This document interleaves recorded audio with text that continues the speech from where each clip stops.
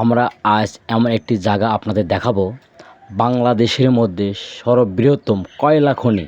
সেটা হচ্ছে দিনাজপুর বড়পুকুরিয়া। এই জায়গাটি এত ঝুঁকিপূর্ণ বলার মতো না। এই যে জায়গাটি আপনার আজকে যাচ্ছি বা আপনার দেখাবো, এই দেখা যাচ্ছে এটা ছিল অনেক দালান কোঠা, অনেক প্রতিষ্ঠান ছিল।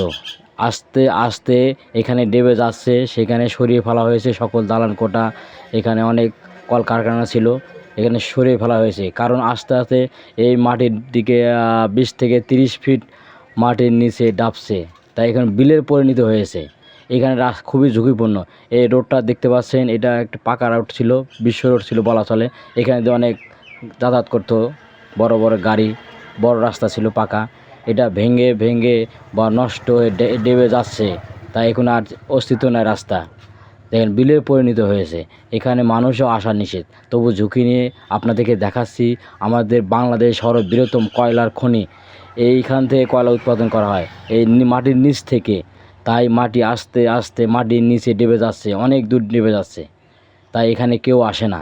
তাই আপনাদের দেখার জন্য আমি এসেছি এবং আমি নিজে দেখার জন্য এসেছি। দেখেন এখানে বিলের পরিণত হয়েছে, এখানে কোনো মানুষ আসে না।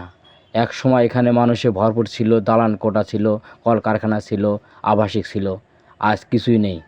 এই কিছুদিন আগে ওই পাশে একটা স্কুল, সেটা সরিয়ে ফেলেছে, মসজিদটা সরিয়ে ফেলেছে। না, মসজিদটা এখনও মাটির নিচে আছে, দেখেন এখান থেকে দেখা যায় না, কারণ অনেক দূরে ওই পাশে।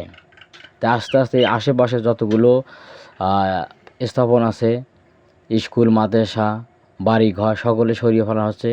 কখন কি হয় বলা যায় না, তাই সকল সরিয়ে ফেলা হচ্ছে এখান থেকে। এই দিনাজপুর বড়পুকুরিয়া কয়লা খনি খুবই ঝুঁকিপূর্ণ এই এলাকাটা। দেখেন রাস্তায় নাই, রাস্তাও ডেবে পড়েছে অনেক। এটা রাস্তা ছিল, বিলুপ্ত হচ্ছে আস্তে আস্তে। এখান থেকে এই কয়েক কিলো নিচে মাটির নিচ থেকে কয়লা উত্তোলন করা হচ্ছে।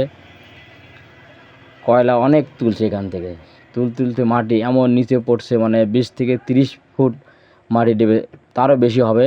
মাটি আস্তে আস্তে নিচে ডাবছে, খুবই ঝুঁকিপূর্ণ। বলা যায় না, যদি একটা বড় ধরনের ভূমিকম্প হয়, দেখবেন এখানে একটা বড় ধরনের একটা সমস্যা হবে, বা পুকুর বা নদী বা যে কোনো একটা বড় ধরনের একটা এখানে সমস্যা হতে পারে। তাই আপনাদেরকে অনেক ঝুঁকিপূর্ণ নিয়ে আমি এসেছি লালমনিরহাট থেকে আপনাদের দেখার জন্য দিনাজপুর বড়পুকুরিয়া কয়লা খনি।